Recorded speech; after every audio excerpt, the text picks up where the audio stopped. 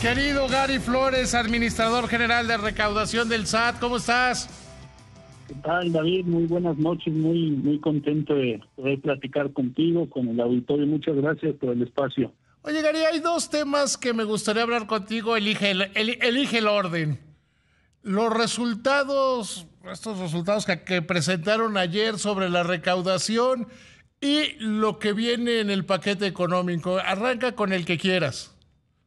Si te parece, David, con los resultados, como bien comentas. Yo te pregunto, te los dejé escoger porque finalmente tú me estás haciendo el favor de explicar.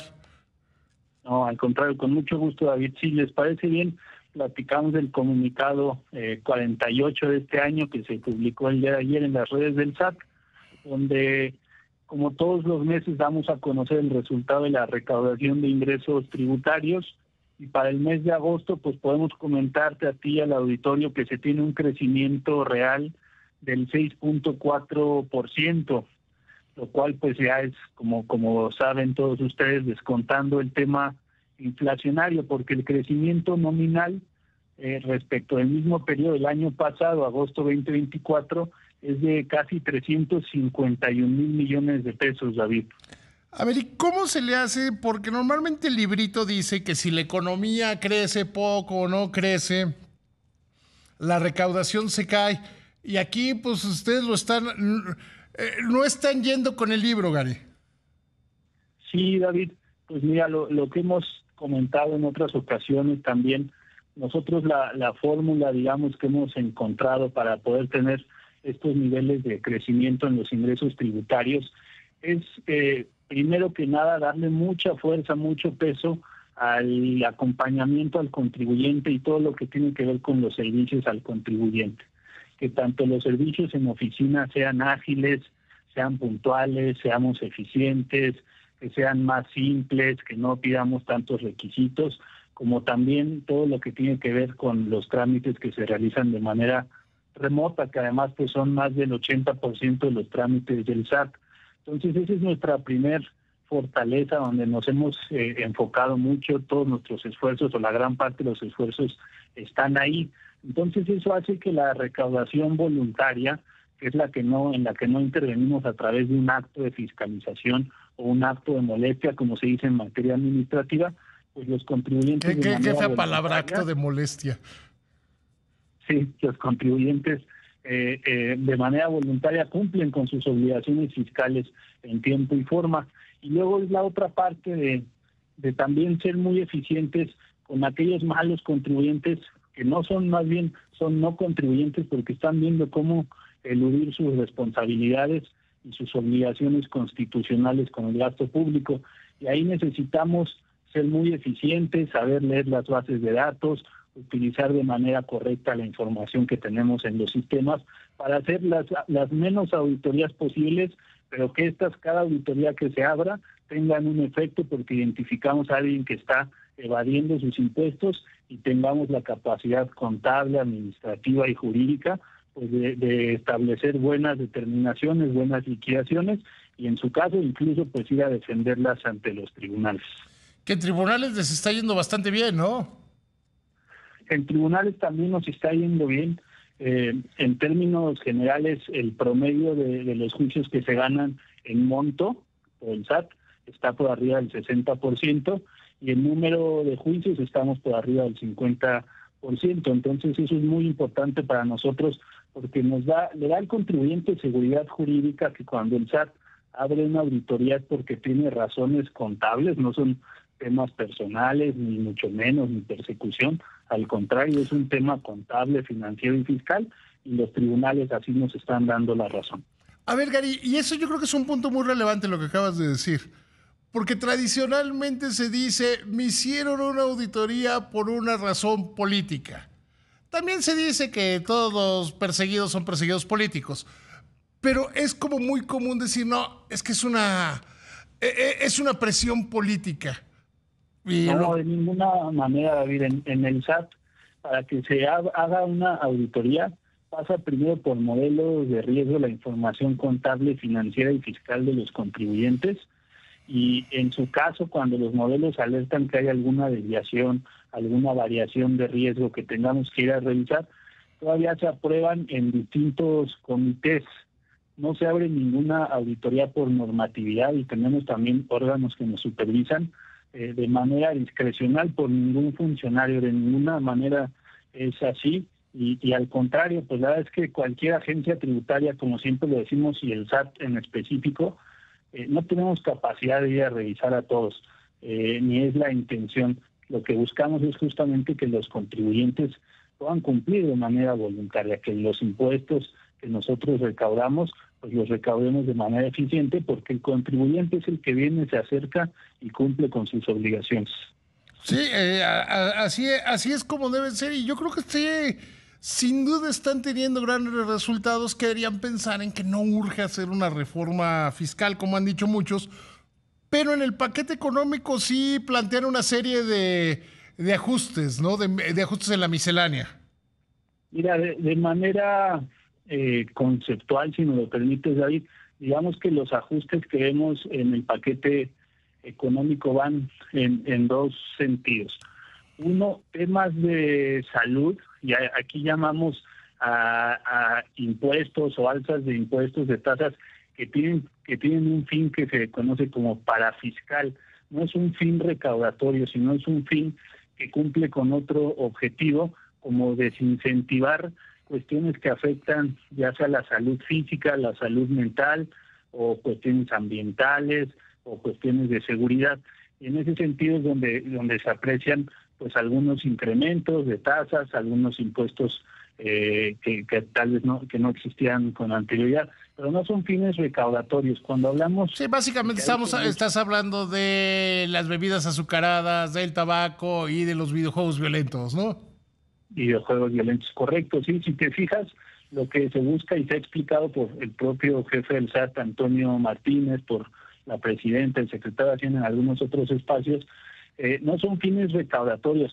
De alguna manera, si estos consumos se mantienen, pues claro que va a haber mayores recursos y además se van a destinar a fines específicos. Y a mí Eduardo Clark me dijo aquí en este programa, el subsecretario de Salud, me dijo, en el mundo ideal no recaudaría, en el mundo ideal no, ojalá no se recaudara ese dinero.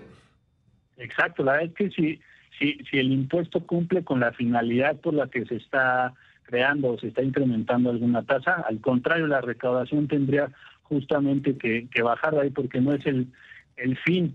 Luego tenemos en la otra vía que te decía de manera conceptual, pues aquellas medidas contra esos malos no contribuyentes, factureros, cuestiones de contrabando que afectan de manera muy fuerte la economía, a la sociedad, la competencia económica, obviamente la captación de ingresos, y son medidas de control ahí sí mucho más fuertes para esos pocos que todavía insisten en no contribuir como lo están haciendo la mayoría de las mexicanas. ¿Cómo le van a hacer en aduanas?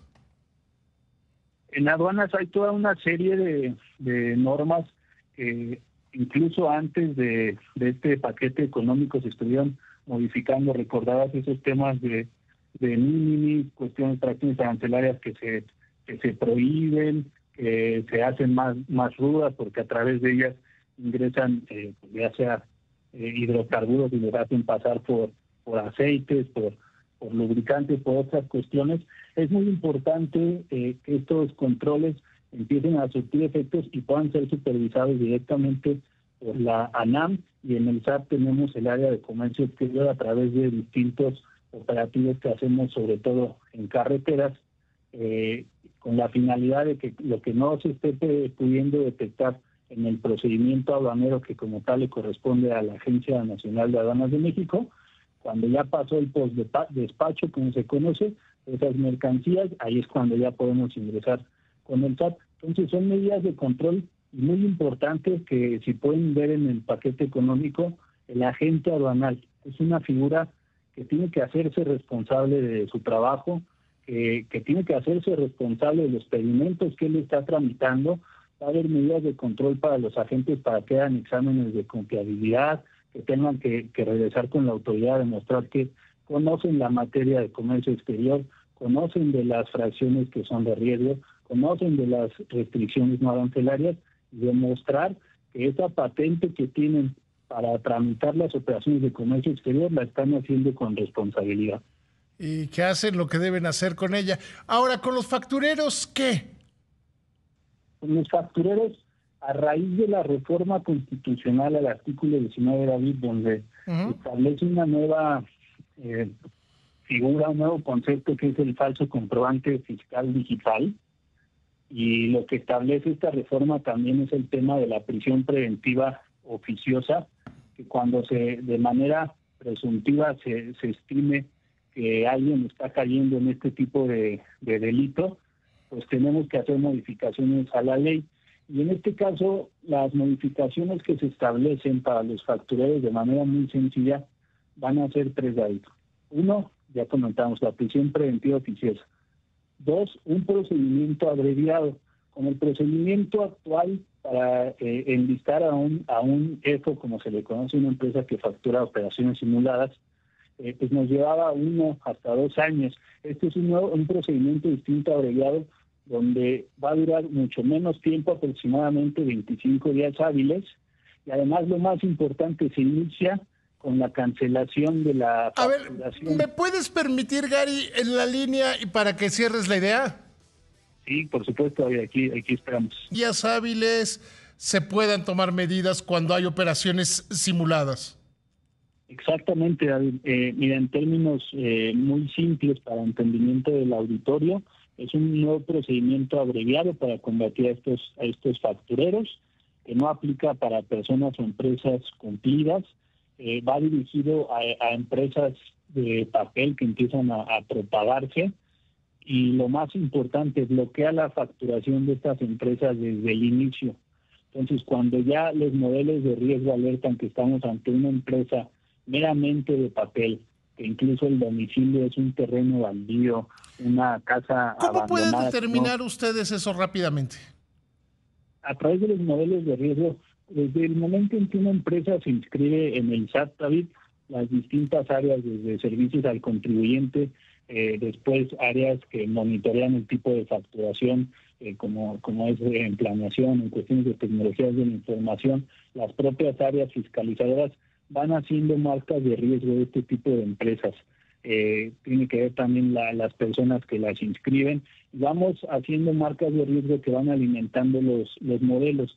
Posteriormente, estos modelos, cuando ya tenemos en la mira una de estas empresas, tenemos ahora lo que se está buscando es esta facultad para solo en esos casos muy específicos ir a verificar el supuesto domicilio y cerciorarnos de lo que te comentaba, pues que es un terreno baldío, es una casa abandonada, y eso nos confirma. En ese momento se baja la facturación, se hace de su conocimiento el acto de baja del sello y se le informa que está ante este nuevo procedimiento, y va a tener obviamente su derecho de audiencia. Se respetan siempre las garantías del debido proceso para que pueda manifestar lo que a su derecho convenga, pero de inicio ahí ya limitamos la facturación, que es lo más importante para este tipo de empresas, porque estas las dejas con el procedimiento tradicional en un año en lo que se realizan las pruebas, se valoran, se van a un procedimiento jurisdiccional, pues ya facturaron cientos o incluso miles de millones de pesos. Esta es la gran diferencia respecto al procedimiento tradicional. Y otra muy importante es que a los representantes legales, socios y accionistas apoderados de estas empresas, cuando ya caen en este procedimiento, ya no se les va a permitir a ellos que registren empresas en donde ellos tengan participación también. Entonces ahí cerramos 2 brechas, que no se sigan propagando este tipo de empresas y bloquear, insisto, la facturación desde el comienzo. ¿Algo más?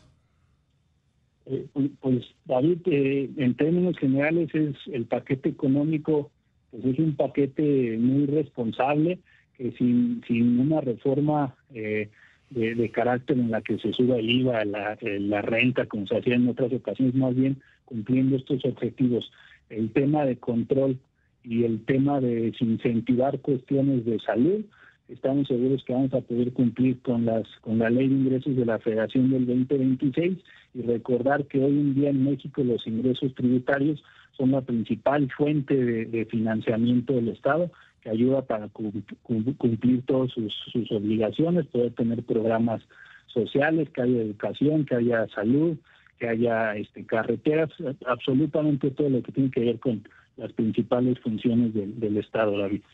Querido Gary, siempre es un placer platicar contigo.